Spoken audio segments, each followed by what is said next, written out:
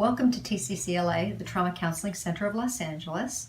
Right off the bat, I want to let you know we are therapists and not actors, so we're going to do our best to take you on this virtual open house.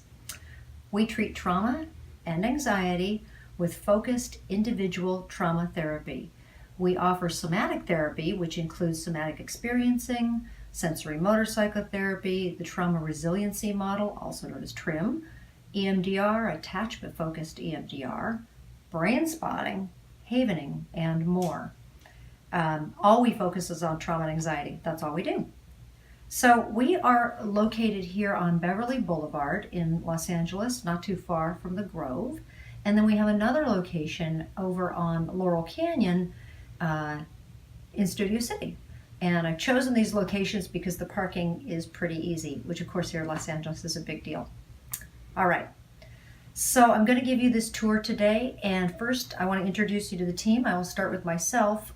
Let me say that I started this center because I deeply care about people recovering from all kinds of trauma, and I also believe that it takes more than talk therapy to recover from trauma. My name is Dr. Debra Sweet. I'm a licensed psychologist and the founder and clinical director of TCCLA, the Trauma Counseling Center. Really glad you've joined us today. And I want to let you know that I've handpicked my team of trauma specialists to help you move through whatever's going on. Over here, if you'll follow me, is Sarah. Hi, Sarah. Hello. Hi, everybody. I'm Sarah Schupat, licensed marriage and family therapist. Thanks for being here today. I love getting to work with people who've been impacted by trauma. It's my joy for clients who have experienced something big or small, a trauma recently or a trauma from something very early in their childhood. I use 3 different approaches for clients with trauma. The first approach is one of the somatic therapies called TRIM. In the beginning of therapy, I really like to help clients get more in touch with some of their inner strengths and resiliency. Oftentimes with trauma, we lose touch with some of our strengths and our internal resources. So in the beginning of treatment, we really work to kind of build into some of those innate resources and start to experience some pleasant sensations in our bodies. Another model that I love to use is called internal family systems, and this really is helpful for people who have identify with parts of themselves that feel like they're stuck, or part of them wants to do one thing but a part of them wants to do another thing. So we start to build a relationship with those parts, kind of understand why they do what they do, and try to help them have choice so that they don't have to keep repeating some of these unhelpful behaviors and can get freed up to do things that are a little more creative and fun. This model helps to just build some more inner resiliency and harmony with our internal system. And then also I use brain spotting, which is so powerful. I love seeing kind of the light bulb go off for clients as they do the brain spotting processing work, where the stressor that they're coming into session with is clear in like the constellation of experiences that they've had, that pieces together for them kind of what was some of the root experience that caused for some of this pain and anxiety and flooding of their system. So we kind of unpack that, heal that, so that they're not so activated in their current day circumstances. So I love these models. They all have a very mindful approach. They work well together, and clients leave feeling better, more space in their bodies for breath, just kind of lighter overall. So thanks again for coming today, and I hope to see you soon. All right, and let me bring you into one more of our offices. And so this is Victoria. She's the one pre-licensed person on our team, and we're so happy to have her. I am. Hi, I'm Victoria Anderson, and I am a marriage and family therapist associate here at TCCLA. And I work with addiction, recovery, attachment, and relationship issues, and of course trauma, both big life events that people may experience, but also, maybe even someone might have a series of adverse life events that build up over time, and then the next thing you know, they don't feel like they're functioning at their best. So I work with EMDR. I do the EMDR piece here at TCCLA. And I also work with somatic work, and I was just trained in havening. So I have that to offer at TCCLA now too, which is really great. It's in the same genre as brain spotting and EMDR. What I love working, I really, really enjoy working with trauma, first off, and especially with EMDR, because what I see happening on a pretty consistent basis is people come in, they have anxiety, depression, they're stressed out, and they don't know what to do, and they don't have a lot of hope. And then even in a few sessions, we see real movement with that material, and the hope comes back, they're feeling better, they're reporting that they're doing better, and then I don't know, that makes me feel great. It makes me feel like I'm doing my little part to help the world. So thank you so much, and thanks for coming to our virtual, what is it, open house? Virtual open house. Okay, thanks. Thanks, Victoria. All right, so hopefully that gave you a little sense of the space that we have here, of the some of the therapists that we have here, a little sampling, and let's see here. Hold on while we switch to the live feed now. Thanks so much. So this talk, it's just a 10-minute talk, introduction, if you will, to healing emotional trauma. It's just going to be 10 minutes, just enough time to touch on the topic, but we'll make a start of it. I may have some notes in front of me because I don't want to forget anything, and I have a lot I want to share with you today. And then after this, we'll have time for questions if you want to send those in via chat or via text. In fact, I'll give you the number now for texting if you want, and that is 310-720-8200. 310-720-8200.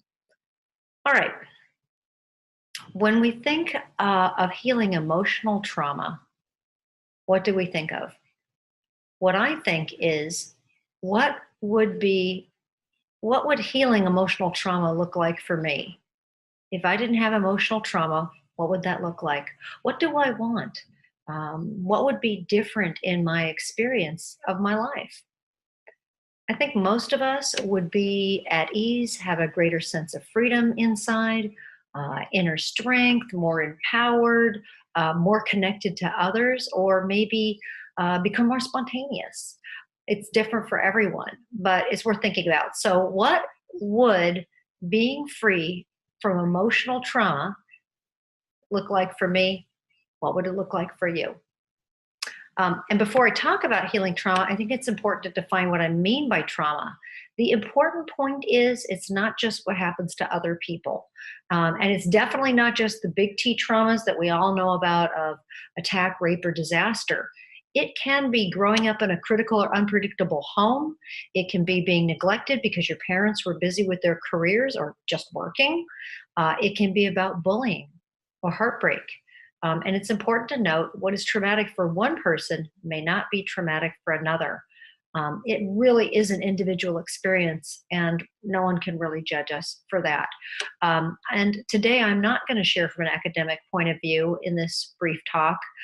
My intent is to share helpful and useful information, and if I share something science-based, I will absolutely tell you why that's relevant. Let me introduce myself. I am Dr. Debra Sweet. I'm a licensed psychologist and the founder and clinical director of TCCLA, the Trauma Counseling Center of Los Angeles. And I am a trauma specialist, and I hire trauma specialists to help people recover from the impact of childhood or developmental traumas. I myself am certified in somatic experiencing, attachment-focused EMDR, brain spotting, and getting certified in havening. I'm also trained in the TRIM model, which is the trauma resiliency model, the PIT model, and the neuroaffective relational model. And these are modalities specifically designed to help people recover from trauma. They incorporate talk therapy, but they are beyond talk therapy. So when we talk about healing emotional trauma, we are talking about healing wounds caused by other people or by situations. I can talk about trauma professionally and personally. Professionally, I've seen people who are functioning well in their lives. They had good jobs, good family relations, but something inside feels constricted or pressured or out of control or shut down. I've seen people recover from all kinds of traumas, As I said earlier, growing up in a critical or unpredictable home, abuse by caretakers, either parents, babysitters, siblings, which might have been physical, emotional, or sexual, bullying, heartbreak, birth trauma, either being born or giving birth, divorce, either yours or your parents, medical trauma. There's a lot of that happening these days. Abandonment, adoption, addiction. Trauma has many faces. And again, it's important to know what's traumatic for one person may not be for another. And one thing that is hard for people to understand is that two siblings can grow up in the same family. One is traumatized, the other one is not. And the question of why is not important. What's important is that one person has been affected by the impact of trauma that later affects their life.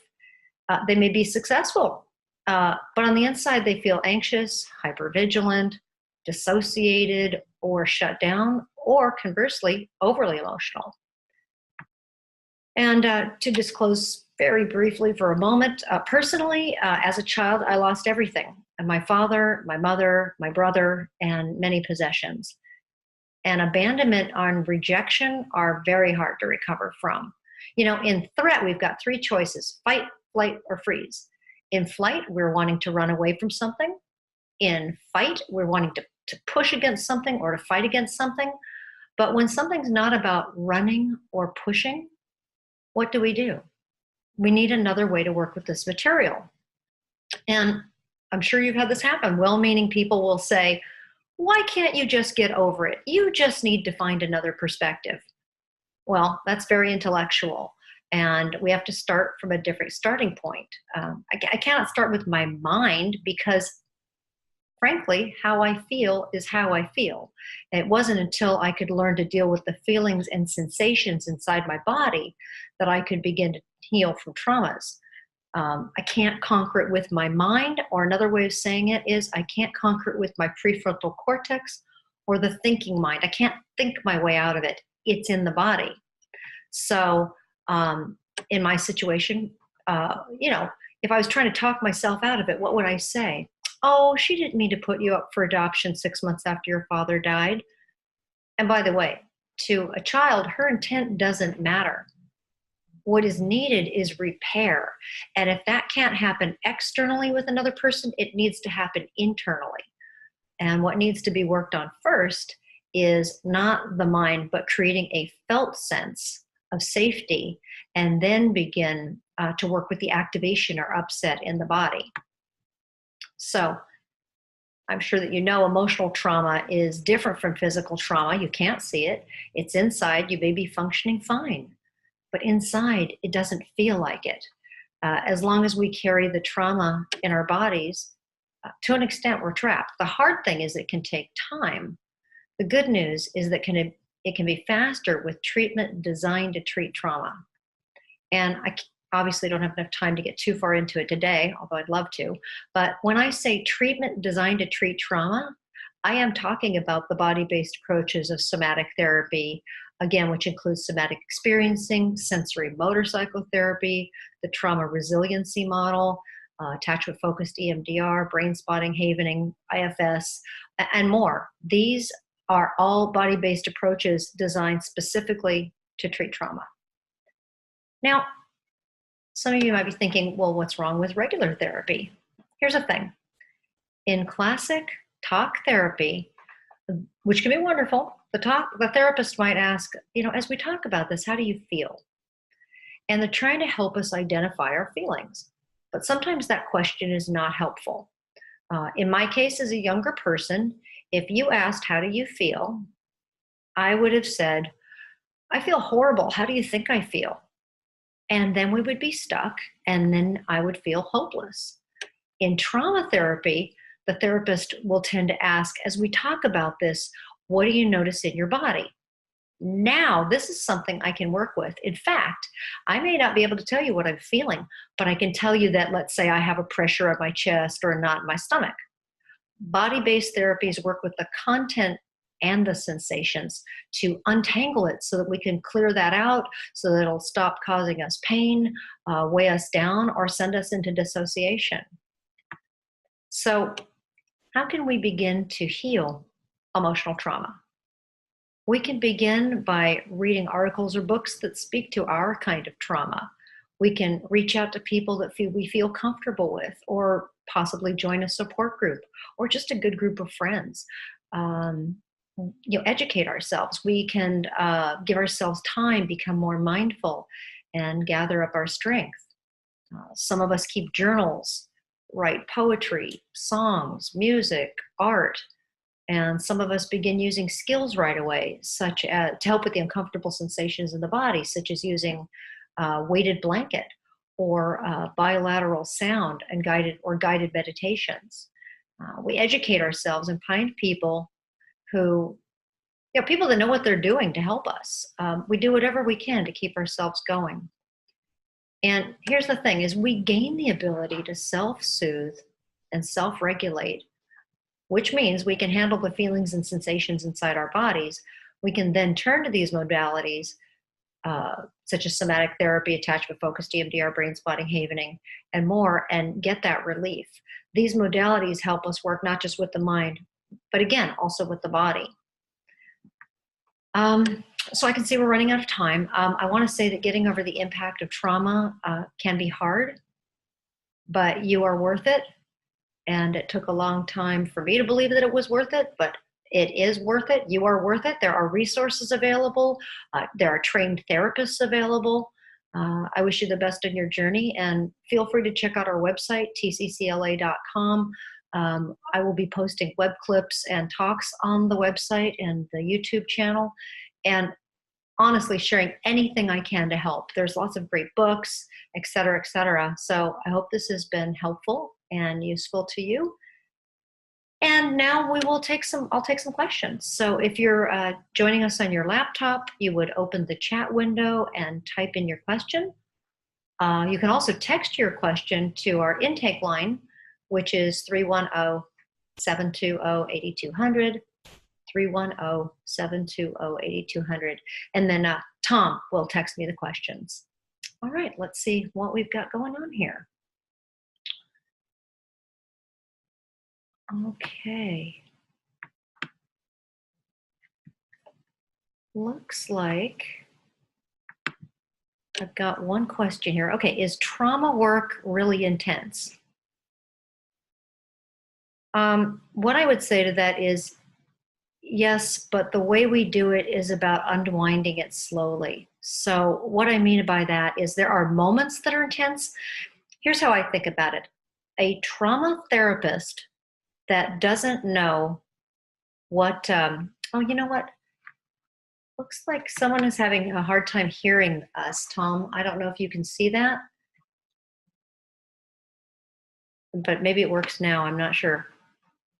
Oh, I think maybe it got sorted out. Okay, just wanted to just notice that on the sidebar. Okay, I'm hoping, I hope that's working. Okay, sorry, back to the question. Is trauma work really intense? So moments are tense, but here's the thing. A trauma therapist, kind of in the old style, I grew up, after I was adopted, my father was a psychologist, and what I learned growing up was, this idea of going towards the trauma, and let's get in there, and let's talk about it, and let's feel it. That actually can cause flooding for a lot of people. That can cause dissociation. So the way we like to think about it is kind of like an infinity symbol. And so the way we look at it is we go towards the trauma and we spend some time there, and then we go away from the trauma to a resource. And so we gently unwind the trauma by going back and forth. So we touch on it. And then if something's too intense, I talked about somatic work. If someone was thinking about a trauma and I said, or one of my therapists said, what do you notice in your body right now? And the person said, oh, it's really intense. We would say to that person, just go to the edge of it. And it sounds a little ethereal, but when you experience it, it makes sense. And so we would go to the edge of it and work with little pieces. Or another way of saying it is we would pendulate from, let's say, the trauma memory to a resource. So in its simplest form, it might be if a person said, oh, there's this place I really love hiking. We would bring that into consciousness, take a moment to try and think about that place with the smell of the air, the quality of the light, bringing that into the body. And then from there, we would move back and forth between the trauma and the resource. So that's a very brief answer, but obviously I could go on and on. Okay, let me go to the next question. Let's see here. One moment. Oh, sorry, the little things. Okay, how important is it, and what is the role of helping someone who has been through trauma to talk about the traumatic event? Before we start talking about the traumatic event, what we want to do is resourcing. So what I mean by that is if someone just walks in and we get right into it, and by the way, I've seen this over and over again, and it's very hard because we as, like on the flip side, we as consumers, we want to just start talking about what's going on. So what we try to do is say, could we teach you some skills first, some self-soothing, some self-regulating skills, and then we can unwind the story. So we're talking about it, but we're coming back to the body. Let me see if that answered it. You know, another thing that can be helpful is a lot of times people will email the traumatic event to us or to one of the therapists, and then it's kind of on the paper, and we can, again, kind of work with it in a more gentle way. A lot of what we see here is complex trauma, so it was maybe a series of events, but in brief, I hope that answers that question. I have a question here. Would you recommend keeping a journal to avoid dissociation? Absolutely. I don't know necessarily if keeping a journal will help one avoid dissociation, but it definitely can be a grounding tool. The way I like to look at journaling is let's get it on the paper and out of your body. So if a person was journaling, for example, I would say, and they were suffering from dissociation, the first thing I'd have that person do is engage in some grounding and tracking, meaning, you know, even as they sat there, can they feel themselves on the chair? Can they feel their feet on the floor? And maybe using that journal as a tool to sort of ask questions and come back to the body, to come back to grounding. When something traumatic happens, a lot of times it's too much, too fast, too soon. And so grounding and tracking are extremely important. And this might sound funny, but even noticing sensation, like I think about the journal, I think about touching the pages of the journal, grounding the feet. And a lot of times when we do that, then the breath starts to come back online. Okay, let me see here, another question. Can you heal from a trauma that you can't remember or preverbal? Yes. And that is such a great question, because talk therapy, it won't work for that because it's not verbal there, you know. So the way we work with that is someone would say, you know, I have this, you know, bad feeling about this certain period of time. Let's say,